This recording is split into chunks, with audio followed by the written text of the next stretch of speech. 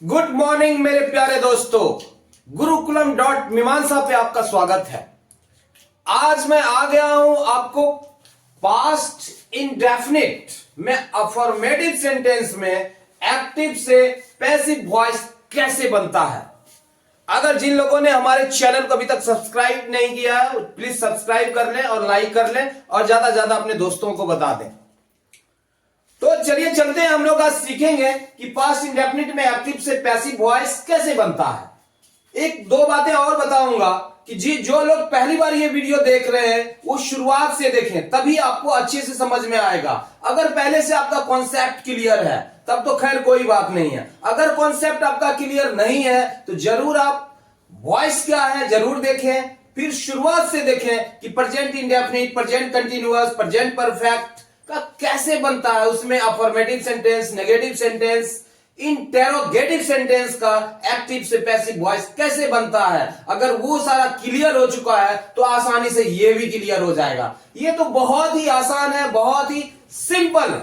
आइए इसे चलते हम लोग समझते हैं कैसे बनता है। जैसा कि आप जानते हैं कि एक्टिव से पैसिव वॉइस में जब हम कन्वर्ट करते हैं तो ऑब्जेक्ट जो है सब्जेक्ट की जगह पे आ जाता है और सब्जेक्ट जो है ऑब्जेक्ट की जगह पे चला जाता है। नहीं, यहां पर ऑब्जेक्ट क्या है, सब्जेक्ट की जगह पे आ गया और सब्जेक्ट जो है ऑब्जेक्ट की जगह पे आ गया। पास्ट इंडेफिनिट में सब्जेक्ट प्लस सिर्फ V2 का प्रयोग किया जाता है। नहीं, उसमें कहीं भी ऑक्सिलियरी वर्ब का प्रयोग नहीं होता है। यहां पर ना तो वाज है, ना वेयर है, नथिंग, कुछ भी नहीं है ना, ऑब्जेक्ट है। लेकिन जब हम पैसिव वॉइस में कन्वर्ट करते हैं इसे पास्ट इंडेफिनिट में, तो हम वाज वेयर का प्रयोग करना पड़ता है। इसीलिए यहां पर ऑब्जेक्ट प्लस वाज या were plus V3 plus by plus subject का प्रयोग किया गया है। तो चलिए हम लोग इसे एग्जाम्पल से समझते हैं।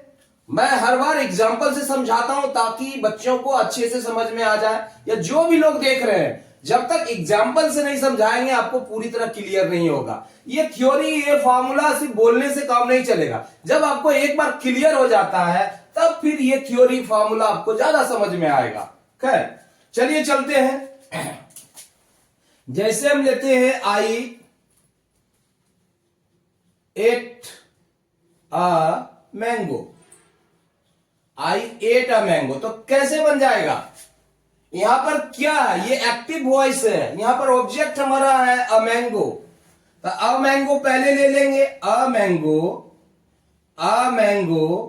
अब क्या लगेगा, ये सिंगुलर है, सब्जेक्ट बन चुका है यहां पर आके। ये इसके साथ जो वर्ब का प्रयोग होगा, सिंगुलर है तो सिंगुलर ही होगा।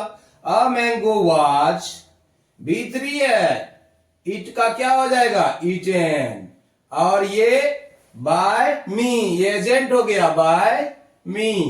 करेक्ट, बहुत ही आसानी से बन गया, ये चुटकी में बन जाएगा, इसमें बहुत ज्यादा परेशानी नहीं है। उसी प्रकार से अदर एग्जांपल लेते हैं। You sang a song, you sang a song. तो यहां पर हमारा ऑब्जेक्ट क्या है, ऑब्जेक्ट हमारा सॉन्ग है। तो हम ऑब्जेक्ट को पहले लेते हैं, a song, a song was sung, a song was sung by, क्या हो जाएगा, यहां यू है तो एजेंट में क्या बनेगा जाके, ये जो सब्जेक्ट है ऑब्जेक्ट की जगह पे जा रहा है तो क्या बनेगा, यू का यू ही रह जाता है। नहीं, उसी प्रकार से अगर हम यहां पर देते हैं कि he bought a pen, he bought a pen, he bought a pen, तो क्या हो जाएगा, यहां पर हमारा क्या है, यहां पर ऑब्जेक्ट ए पेन है तो यहां पर क्या हो जाएगा, अ पेन, अ पेन। यहां पर क्या लगेगा, ये सिंगुलर है तो इसके साथ singular verb. A pen was bought, A pen was bought by, क्या हो जाएगा, him, A pen was bought by him। उसी प्रकार से हम दूसरा एग्जांपल लेते हैं, she से बना के देखते हैं कैसे बनता है। she bought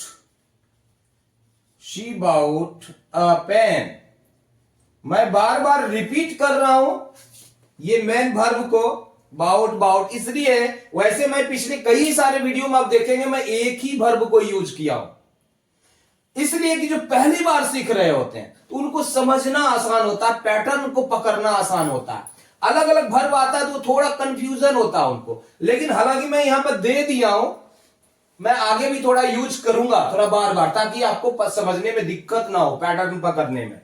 C bought A pen, तो क्या हो जाएगा, a pen was bought, a pen was bought by, C का क्या हो जाएगा, शी का हर हो जाएगा, क्या हो जाएगा, शी का हर हो जाएगा, करेक्ट। उसी प्रकार से हम लोग चलते समझते हैं कि प्लूरल में कैसे होगा। अब यहां पर हम देखते हैं वी, नहीं, we ate mangoes, We ate mangoes। तो जैसा देख रहे हैं यहां पर क्या है, मैंगो प्लूरल में है, ऑब्जेक्ट हमारा। अगर ऑब्जेक्ट को सब्जेक्ट की जगह पे लेते हैं तो क्या हो जाएगा, मैंगोज। मैंगोज के साथ क्या लगेगा, एक से ज्यादा है तो वेयर का प्रयोग होगा, मैंगोज वेयर, मैंगोज वेयर क्या हो गया, eaten, mangoes were eaten by, क्या हो जाएगा, अस, नहीं। उसी प्रकार से अगर हम यहां पे लेते हैं you bought many pens, you bought many pens, तुमने कई पेंसिल खरीदी, नहीं, ये आप लोग कई पेंसिल खरीदे, क्या हो जाएगा, मेनी पेन्स। यहां पर क्या है, पेन हमारा ऑब्जेक्ट है, नहीं, तो क्या हो जाएगा, मेनी पेन्स, मेनी पेन्स। ये क्या है हमारा, ये प्लूरल में आ गया, तो इसके साथ क्या प्रयोग होगा, many pens were, many pens were, और बाय का बाउट क्या होगा, नहीं, बाय का बाउट हो जाएगा। ये भीतरी में भी बाउट ही होता है, many pens were bought, many pens were bought by you, correct. उसी प्रकार से हम अगर लेते हैं कि दे क्या है, दे एट मैंगोज, दे एट मैंगोज, उन लोगों ने आम खाया, क्या हो जाएगा, मैंगोज, क्या हो जाएगा, हमारा ऑब्जेक्ट है मैंगोज, मैंगोज, मैंगोज, इसके साथ वर्ब लगेगा प्लूरल, मैंगोज वेयर, क्या हो जाएगा, ईट का eaten, mangoes were eaten by, क्या हो जाएगा, देम, क्या हो जाएगा, देम। उसी प्रकार से हम नाम भी लेते हैं, दे का यहां देम हो गया, नाम से शुरुआत करते हैं, जैसे Ram and Shyam, Ram and Shyam, Ram and Shyam, क्या हो जाएगा, ate mangoes, Ram and Shyam ate mangoes. तो क्या हो जाएगा यहां पर हमारा प्लूरल है ऑब्जेक्ट, तो मैंगोज, मैंगोज वेयर का प्रयोग हुआ, mangoes were eaten by, mangoes were eaten by Ram and Shyam, Ram and Shyam, mangoes were eaten by Ram and Shyam. तो आपने देखा कि मैंगो यहां पर प्लूरल है, तो मैंगोज वेयर प्लूरल है, तो इसके साथ कौन सा वर्ब का प्रयोग किया गया, वेयर का प्रयोग किया गया, mangoes were eaten by Ram and Shyam. तो यहां पर ये हो गया, अगर एक नाम रहता तो वही है, राम एंड श्याम, चूंकि एजेंट बन के गया वहां, तो वहां पर क्या हुआ, ये चेंज नहीं हुआ, नाम में परिवर्तन नहीं होता है, लेकिन आई मी हो गया, नहीं, सब्जेक्टिव केस से ऑब्जेक्टिव, मतलब यहां से इस केस से इस केस में जा रहा, सब्जेक्ट से ऑब्जेक्ट में जा रहा, तो उसका रूप परिवर्तन हो जाता है। वो जब फिर अगर ये इधर आ गया, जैसे मैं आपको एग्जांपल देता हूं, आई हेल्प्ड हिम, अगर मैं यहां लिखता हूं आई हेल्प्ड हिम, तो यहां पर क्या हो जाएगा? हिम अगर आता है सब्जेक्ट की जगह पर तो क्या हो जाएगा? ही हो जाएगा। He was helped, he was helped bye, क्या हो गया? He was helped bye me, correct. इसी प्रकार से जब सब्जेक्ट से ऑब्जेक्ट की जगह जाता तो उसका रूप बदल जाता। जब ऑब्जेक्ट से सब्जेक्ट की जगह पे आएगा ऐसे प्रोनाउन, नहीं पर्सनल प्रोनाउन, तो वो उसका भी रूप परिवर्तन हो जाएगा। अगर एक और एग्जांपल लेते हैं, Radha presented a dance, Radha presented a dance, तो क्या हो जाएगा? A dance was presented by Radha, नहीं, a dance was presented by Radha.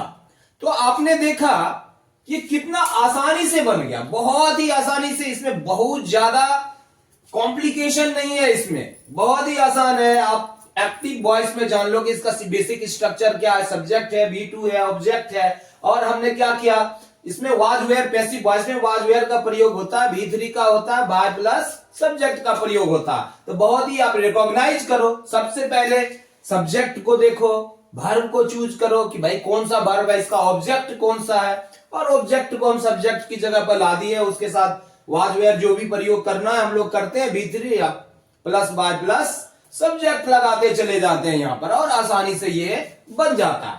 मुझे लगता है ये बहुत ज्यादा कठिन नहीं है, बहुत ही आसान है समझना, नहीं। फिर भी अगर आपको दिक्कत हो रही है तो आप मुझे कमेंट करके जरूर बताएं, मैं कोशिश करूंगा कि आपको और भी आसानी से एक्सप्लेन कर सकूं, तो मुझे पता तो चले कहां प्रॉब्लम हो रही है, तभी तो मैं और भी कुछ कर पाऊंगा। तो इसलिए मुझे लगता है कि ये कॉन्सेप्ट आपका क्लियर हो चुका है पास्ट इंडेफिनिट अफर्मेटिव सेंटेंस का। मैं एक बार बताना चाहूंगा कि जिन लोगों ने बाकी वीडियो नहीं देखा है, कॉन्सेप्ट नहीं क्लियर है, आप जरूर वो सब वीडियो देखें और अपने दोस्तों को भी बताएं। जिन्होंने अभी तक लाइक नहीं किया है, सब्सक्राइब नहीं किया, तो please like and subscribe my channel गुरुकुलम.मीमांसा को, और ज्यादा ज्यादा अपने दोस्तों को बताएं। अगला वीडियो मैं आपको लेके आ रहा हूं पास्ट इंडेफिनिट अफर्मेटिव सेंटेंस के बाद अब नेगेटिव सेंटेंस में एक्टिव से पैसिव वॉइस कैसे बनता है। तो चलिए, शुक्रिया, जय हिंद, जय भारत।